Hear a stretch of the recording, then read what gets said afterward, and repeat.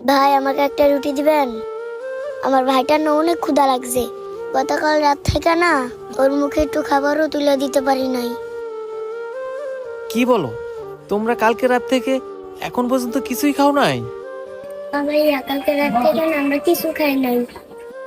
আচ্ছা ঠিক আছে, এই ভাই এর একটা রুটি দেন তো। আচ্ছা ভাইয়া, দিতাছি। এই যে ভাইয়া নেন। এই নাও আপু। ভাই এই নে, তুই এই রুটিটা খা। আপু তুমি খাইবা না?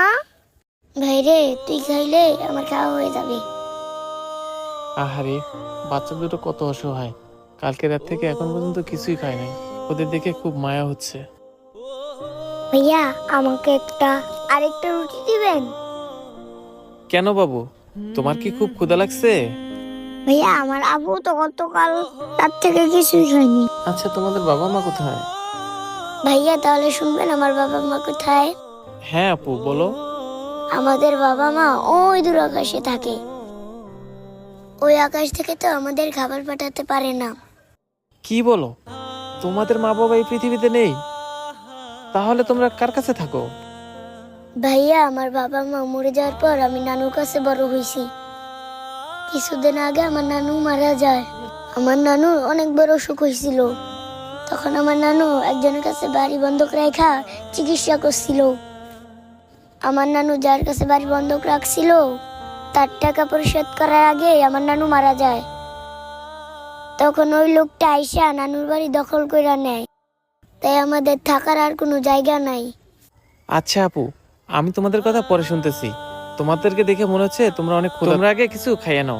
এই ভাই, ওদেরকে আরেকটা রুটি দেন। এই যে ভাই, রুটি নেন।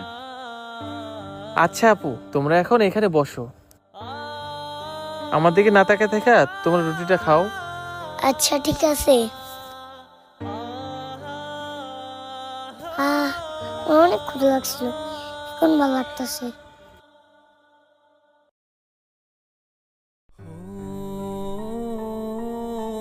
ছোট আপু, জি ভাইয়া বলেন। তোমাদের তো থাকার জায়গা নেই। তোমরা একটা কাজ করো, আমার সাথে আমার বাড়িতে চলো। ভাইয়া কেন আপনাদের বাড়িতে যাব?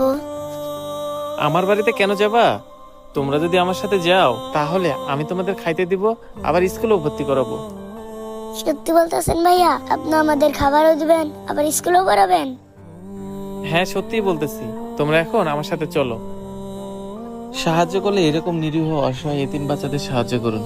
আমাদের ভিডিওটি ভালো লাগলে বেশি বেশি লাইক, কমেন্ট এবং শেয়ার করে দিবেন। ধন্যবাদ।